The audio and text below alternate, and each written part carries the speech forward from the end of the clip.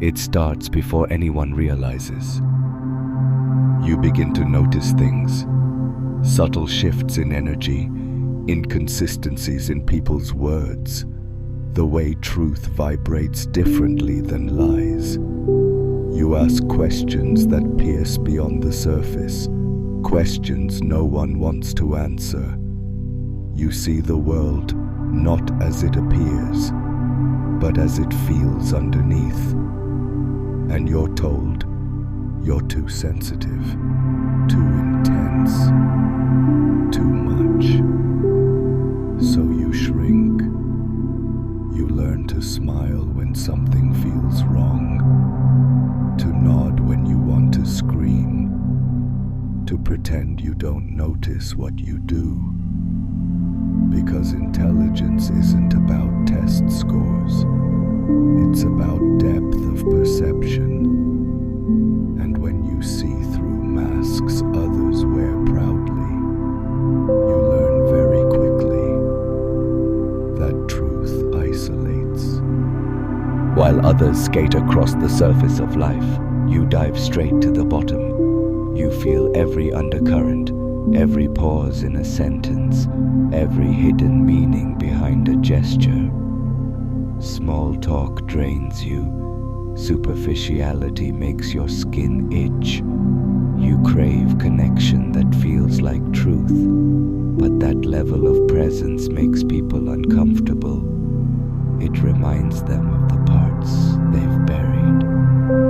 And so you're labeled difficult, intense, or aloof. But in truth, you were never here to fit in. You were here to see through, to feel what others avoid, to hold a mirror up to a world still afraid of its own reflection. And you can't help it. You sense everything. The way someone's voice trembles when they lie to themselves, the emptiness behind a smile, the tension hiding in a room before words are spoken. You read emotional landscapes like maps. You see pain that hasn't been voiced, and you hold back, not because you don't care, but because you know most people aren't ready to be seen. So you retreat, not out of fear, but out of preservation. You build an inner universe so vast that even silence feels full. And in that silence, you find a kind of peace and a kind of prison. You're not alone because something's wrong with you. You're alone because you remember. Your soul carries echoes from lifetimes past, dimensions where energy was truth and consciousness flowed without filters. You weren't designed for shallow waters. You were made to explore depth. But depth comes with distance. Distance from noise, from performance, from false light. And that ache you feel, it's not depression, it's homesickness. Not for a place, but for a frequency you haven't felt in lifetimes. You're not just smart, you're sensitive in ways that science hasn't learned to measure. You feel everything because your nervous system is tuned to subtler layers of existence. Pain, beauty, injustice, wonder. You absorb it all. And with that sensitivity comes responsibility to protect your energy, to filter what you allow in, to honor your truth without shame. Because your soul didn't incarnate to fit in. It came to shift the collective, to hold a mirror up to the world and say, this isn't all there is. The loneliness you feel is sacred. It's not emptiness. It's space. Space for remembering. Inside it, you hear things others miss. The voice beneath your voice. The knowing that doesn't speak in words. It's a temple, a cave of echoes where your real self waits patiently. Not your role, not your story, but the part of you untouched by opinion or trend. And in that space, you remember who you were before the world told you what to be. You begin to realize this world wasn't built for awareness. It was built to distract from it. You were told to be likable, polished, predictable. But your soul never came here to be liked.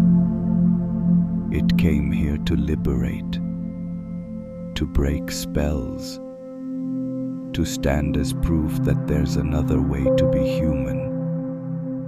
And that kind of being is rare. And yes, sometimes lonely. Here's the paradox. The moment you stop apologizing for your difference, you start meeting others like you. Not on the surface, but in the spaces in between. In music that haunts you. In books that feel like home.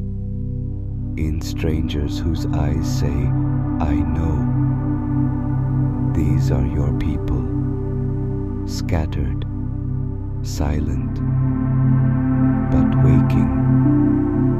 And your light, it helps them remember theirs. You were never here to fix the whole world. You're here to be whole within yourself. Because wholeness is contagious. It doesn't preach. It resonates. Your depth isn't a burden. It's medicine.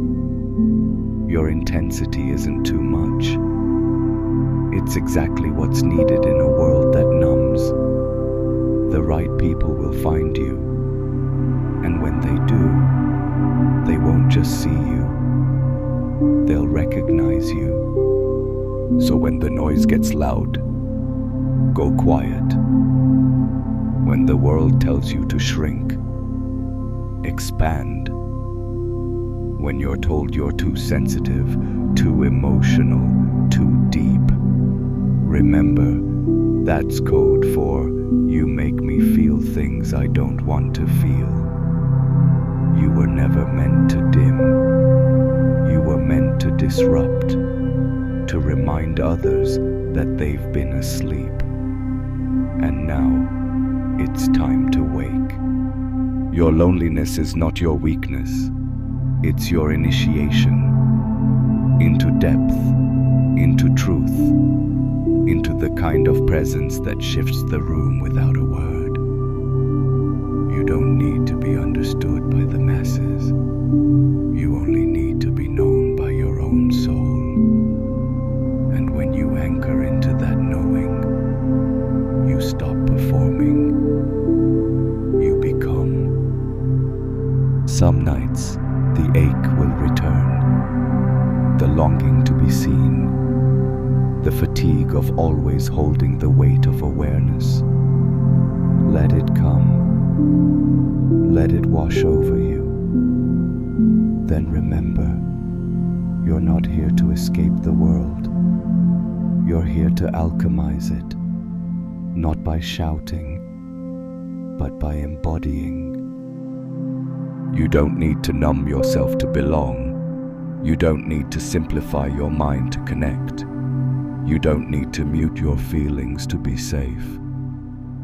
Your very being is permission for others to be more real, more honest, more awake.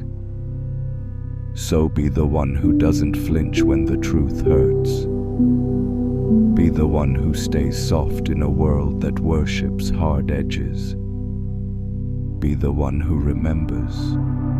You are not broken. You are tuned higher. You are not too much. You are exactly calibrated for a deeper frequency of reality. And this path, it's not for everyone, but for those who walk it, the ones who feel everything, carry everything, see everything. It is sacred, and it is worth it.